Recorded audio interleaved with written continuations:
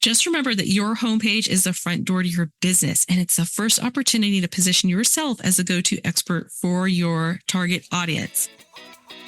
Welcome to Seven Figure Copy, the show where I teach you how to create powerful strategic messaging so you can attract high-paying clients and scale your business to the next level with ease.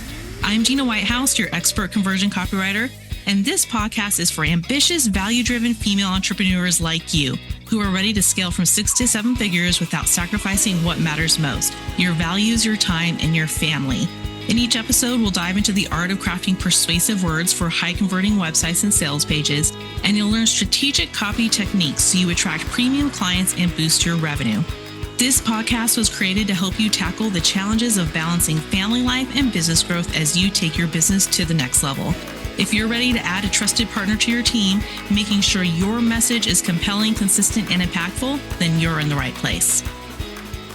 Imagine someone walking up to your homepage like they're arriving at a party. Is it clear right away that they're in the right place, or are they left wondering if they've shown up at the wrong house? Just like arriving at a party, your homepage needs to make it obvious to those who visit who you are, what you offer, and why your ideal clients and customers should stick around. So let's chat today about the best way to do this so that you're setting yourself up as the expert in your field and increasing your sales along the way. Hello, everybody. Welcome to the Seven Figure Copy Podcast. I'm Gina Whitehouse, your host.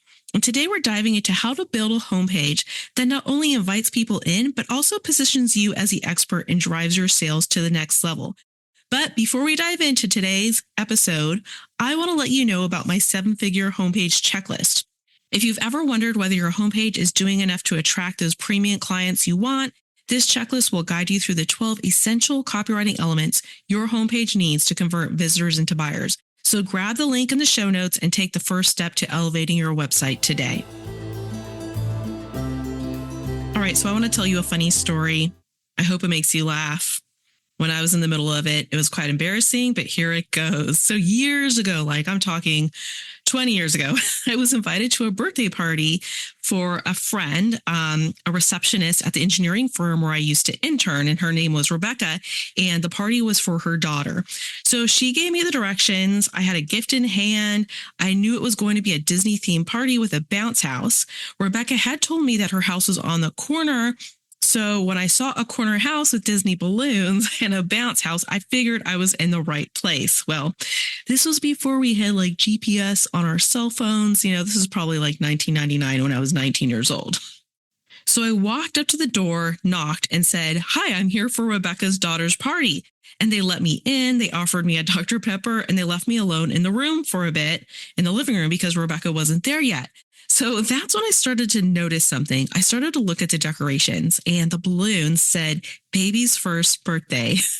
And Rebecca's daughter definitely wasn't turning 1. And it hit me. I was in the wrong house. So I left as quietly as I could. And I got to my car. I drove around the block. And sure enough, on that same block, there was another corner house, also with Disney balloons and a bounce house. And this time, I was finally at the right party. So here's the thing. That first house, it made a nice impression. They let me in. They offered me a drink, but it wasn't the place I was supposed to be. It wasn't Rebecca's daughter's party. So I tell you this because it reminds me of your website's homepage. We all have a homepage, and it is the front door to our business. So think of your homepage when someone gets there. Are you making it clear who you are? Is it clear what you offer and why they should walk through your door? Or are you unknowingly sending them down the block to someone else? So today we're diving into how to create a homepage that captures attention, really positions you as the expert, and converts into clients and customers, thus increasing your sales. We're going to cover 3 essential copy elements that make your homepage work hard for your business while positioning you as that go-to expert. Now, these strategies aren't just about aesthetics, okay? They're about ensuring your message really resonates with your ideal client, builds trust, and inspires action. So let's get at this.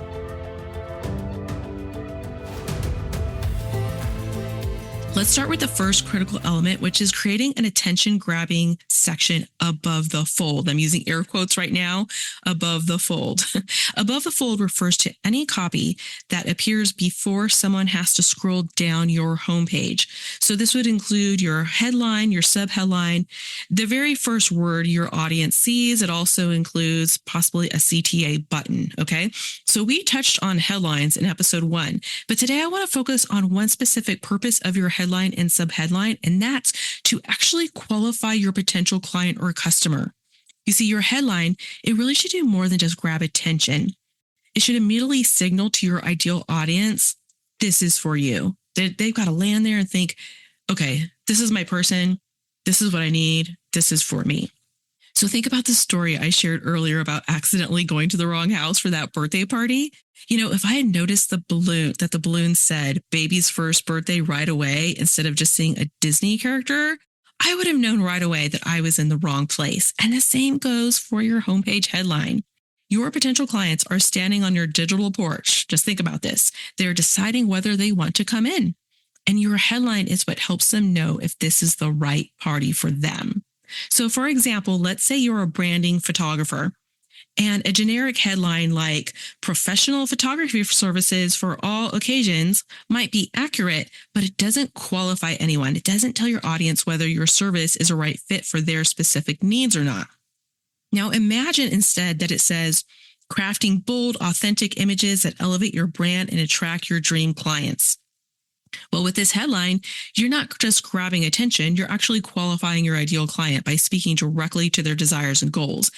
You're telling also the visitor that it's for a business by signaling out clients. They instantly know you're not a wedding photographer or someone offering family portraits. No, they know that you are someone that specializes in helping brands and getting them to stand out. And that confidence is what positions you as an expert, because experts don't generalize. They speak directly to that transformation that they provide and to the specific client they serve. So here's another example. I'm going to go through some bad and good examples. Okay. Bad example. Offering high quality coaching for all your needs. Like, this headline is very vague and it doesn't specify who the service is for. It could apply really to anyone. And because it's so broad, it really lacks that clarity needed to attract that right audience. So here's a better, good example. Helping female entrepreneurs break free from overwhelm and build businesses that align with their core values. So do you see that this headline clearly speaks to a specific audience, which is female entrepreneurs? It also addresses a common pain point, which is overwhelm, and a desire, which is a business aligned with their values, right? So it helps that right person instantly feel seen and understood, and it qualifies them as a potential client. So when your headline qualifies your audience, you're inviting that right person into your digital home while making it clear who's not a right fit. Because at the end of the day, you only have so much time. You can't just sit there and sift through every single person. You need your website to work for you and sift through those people for you. Again, it saves you time, it saves you energy, and it ultimately helps your business scale and increase profit. The second element today that I want to talk about is that your homepage absolutely needs social proof. So this is where you're going to demonstrate your expertise and results through the voices and experiences of others. Social proof comes in many forms. It could be through client testimonials, or if you have a product, testimonials of people using that product. It can come through success stories, reviews. It can even come through adding brand logos to your website and even using your social media platforms. So let's go back to that story I shared earlier. When I walked into the wrong house, the porch and decoration seemed welcoming, but as I looked closer, I realized something wasn't right. You see, there weren't any signs confirming that I was at Rebecca's party. No familiar faces or recognizable details were there.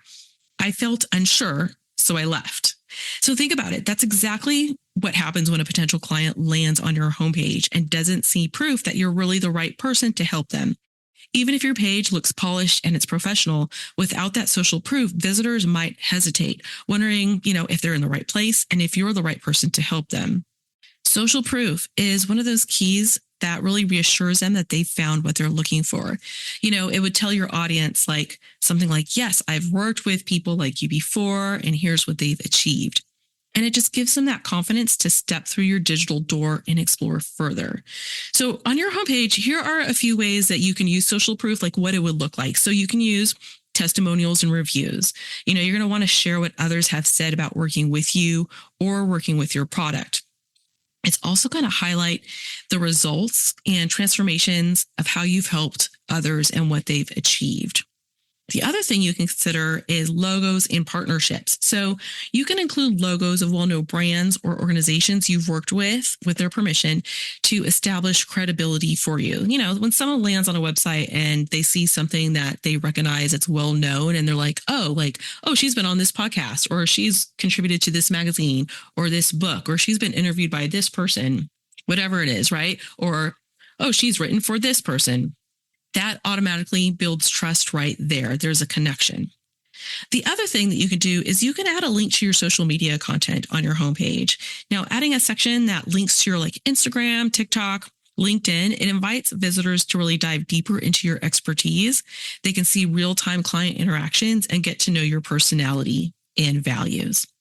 So sometimes gathering this social proof, I know it can feel intimidating, but it doesn't have to be. And here are a few quick tips that I want to give you to just make it easier so you can get over that fear of just asking for those reviews and testimonials. And remember, at the end of the day, when you're asking for testimonials and reviews, the worst thing that can happen is they say no, and then you just move on. But the best thing that can happen is they say yes, and most of the time they will say yes. So here's a few tips for you. First, when you ask for testimonials, ask for specifics, really encourage those clients or customers to share specific results or a transformation that they've experienced. This will make the feedback more relatable to those who are reading it, and it will have just more impact, okay? If possible, ask for video testimonials. It builds trust when people can see and hear someone speak about you. And you can also take these videos and transcribe them into quotes, so you can use them in a lot of different ways. The last thing or tip I have for you is to repurpose the social media comments. So if someone shares a glowing comment about your service or product on Instagram, or sends you praise in a DM, don't hesitate to ask for permission and just repurpose it as a testimonial for your website. So when these visitors on your website see results from real people, it really does build that trust and credibility. I mean, just think about all these other websites you've gone to, and how do you feel when you read those testimonials or when you listen to those videos? Social proof will tell your audience that others have trusted you and achieved the outcomes that they're looking for. And it's not just saying that you're great.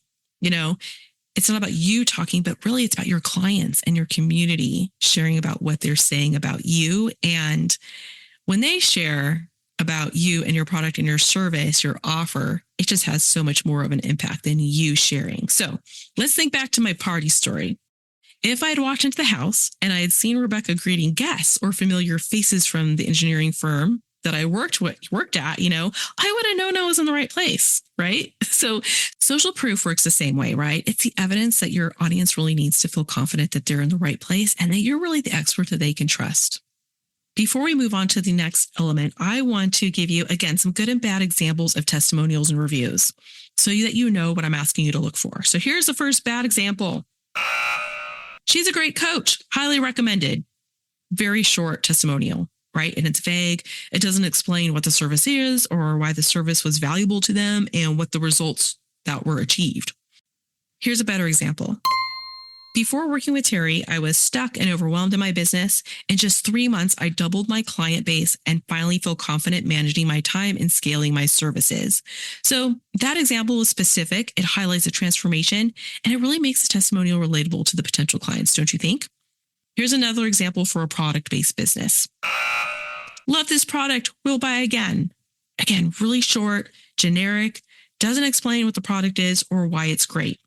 Here's a better example. The preemie onesies fit my baby perfectly. After struggling to find clothes that didn't swallow her up, I finally feel like she's comfortable and they're so soft. These outfits brought me so much peace of mind during a stressful time. Great testimonial there, okay? This example really connects emotionally with the audience. It highlights the unique value of the product and it builds trust with new parents.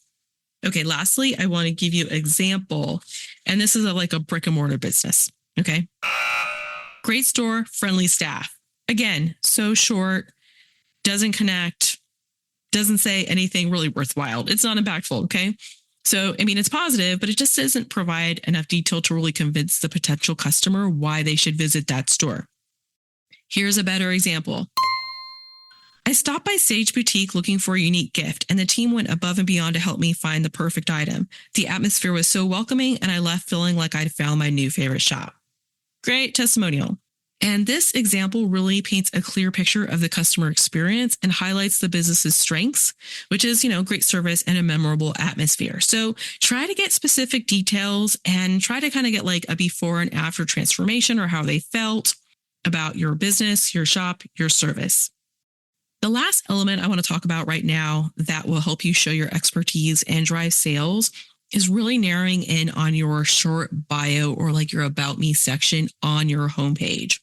This section is going to introduce you to your target audience. Now, this is not going to be a detailed story like the one that you would have on your about page, but this bio really should be concise and it should just be enough to position you as that go-to expert while showing your audience that you truly understand their struggles and desires, right?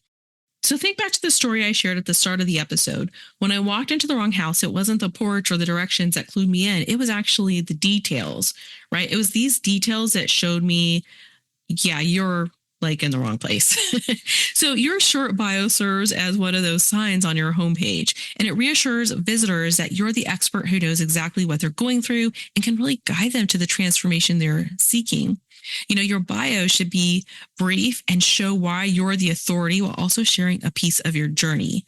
Some kind of struggle or pivot point that led you to where you are today, but you don't want to go on and on and on like you would on your about page. You're not telling your full story. So just remember that this is just a snippet, right? Your goal is to just build trust quickly and create an emotional connection with your target audience. So here are some examples of short bios. The first I'm going to read to you is for an executive leadership coach.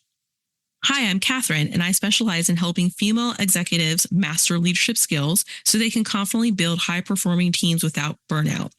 My own leadership journey wasn't easy. There was a time when I struggled to balance my demanding corporate role with my personal life. I remember the late nights, the overwhelming deadlines, and feeling like I had to do it all perfectly. It wasn't until I began working with an executive leadership coach that I turned a corner and finally put boundaries in place to avoid burnout. I found success, and you can too. That's why I'm passionate about helping women like you step into your leadership with confidence and clarity without sacrificing your well-being.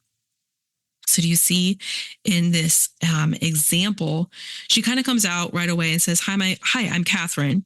And she tells exactly what she does. It's like her elevator pitch. I specialize in helping female executives master leadership skills so they can confidently build high-performing teams without burnout. But then she goes a little bit into her journey, and then she transitions into, this is why I'm passionate about helping women like you. And so that's example number one. The next is for a family photographer, and it goes like this. Hi, I'm Amanda. I'm a lifestyle photographer who helps busy families capture authentic, joy-filled moments.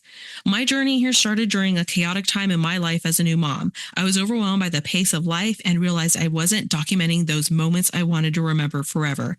That's why now I'm dedicated to helping families like yours freeze those precious moments, the giggles, the love, and everything in between so you can treasure them for years to come. What do you think about that one? It's short, concise. She tells exactly who she is. She tells how her journey started, and she talks about that chaotic time in her life as a new mom and shares how she was overwhelmed. So instantly she's trying to relate with her target audience.